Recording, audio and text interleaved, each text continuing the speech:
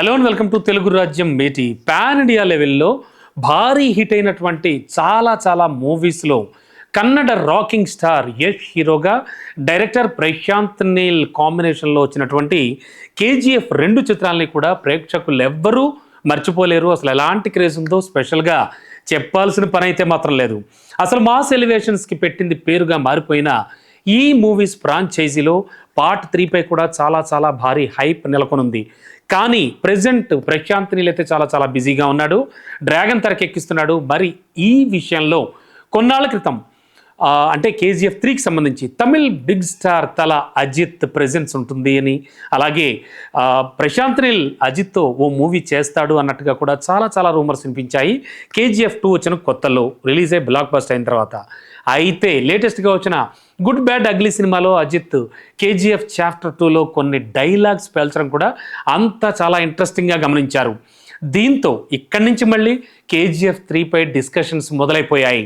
Part 3లో ఖచ్చితంగా తల ఉండొచ్చు అనేటువంటి మాటలు మళ్ళీ స్టార్ట్ అయిపోయాయి. మరి ఇది ఎంతవరకు నిజమవుతుందో తెలియదు, కానీ ఒకవేళ రియల్గా అయితే మాత్రం దాని ఇంపాక్ట్ చాలా గట్టిగా ఖచ్చితంగా ఉంటుంది అని చెప్పకనే చెప్తున్నారు. అటు అజిత్ ఫ్యాన్స్ కావచ్చు, అలాగే ఇటు ప్రశాంత్ నీల్ అభిమానులు కావచ్చు.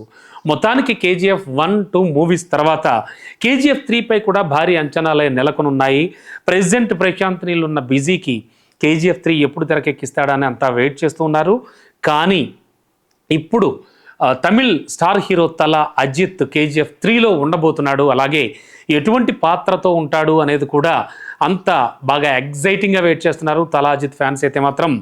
ఇది జరిగితే మాత్రం డెఫినెట్గా ఏదో ఒక రికార్డే అంటున్నారు. ఎందుకంటే యాక్షన్ మూవీస్కి పెట్టింది పేరుగా తయారయ్యాడు తల అజిత్. మరి అటువంటి సిచ్యువేషన్లో ప్రశాంత్ నీల్ కాంబినేషన్లో ఒకవేళ కేజీఎఫ్ 1-2లో హీరోగా ఉన్న యషే హీరోగా ఉన్న తల అజిత్ స్పెషల్ రోల్ అందులో కనిపించినా కూడా ఈ మూవీ డెఫినెట్గా హిట్ అవుతుందనే అటు తల అజిత్ అభిమానులు కానీ, ఇటు ప్రశాంత్ నీల్ ఫ్యాన్స్ కానీ చాలా గట్టిగా నమ్ముతున్నారు. చూడాలి ఏం జరగబోతుందో.